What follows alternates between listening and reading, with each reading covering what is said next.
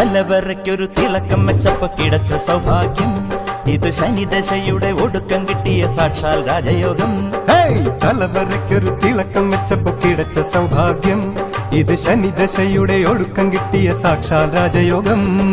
അനുഭവിക്കട മച്ചാനെ എന്നെ അനുസരിക്കട മക്കാനെ